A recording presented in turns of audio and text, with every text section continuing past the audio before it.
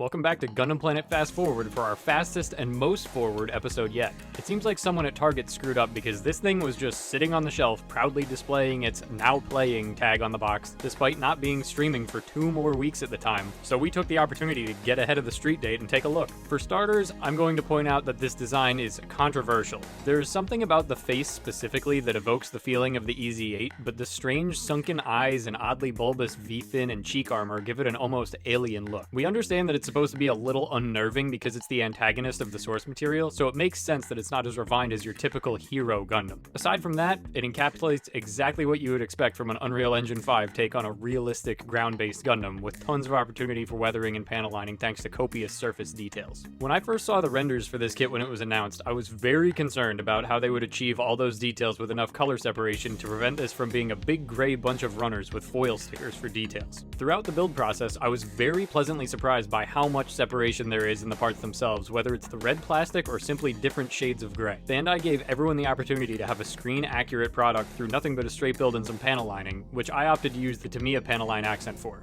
It seems that most of the engineering advancements went toward details in the appearance. The articulation in the kit isn't nearly as dynamic as the recent Seed Freedom models, but I personally am happy to take the trade for the looks in this case. Given that the Gundam is ground-based, I'm not anticipating wild, infinite justice flying kicks needing to be recreated while posing, but maybe I'm wrong. Even though the articulation isn't as spectacular as other recent models, you still get a good amount here. The shoulders swing enough that the Gundam can grab the beam saber handles across its body, and you can also have dynamic slashing or shooting poses with or without the large shield equipped.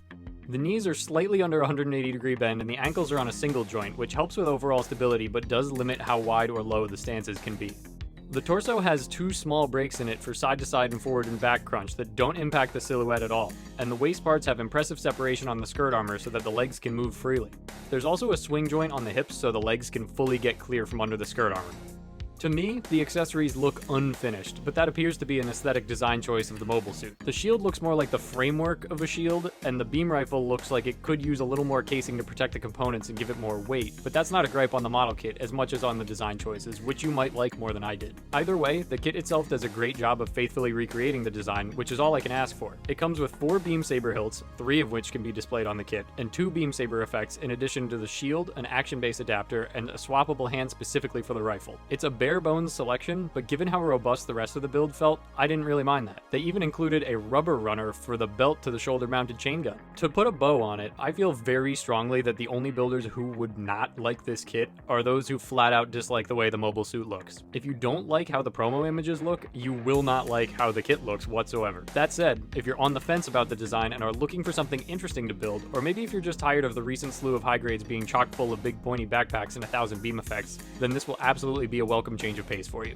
To be honest, I bought this from Target, something I would usually not do or recommend because I believe in supporting small specialty businesses where there is an opportunity, but I did it out of a sense of obligation to make this video for our channel. I did not expect to get any enjoyment out of it whatsoever, and instead I found the build pleasantly rewarding in a way that high grades usually aren't for me. From the construction to the finished product, this was an interesting change of pace that I'm glad I got to experience.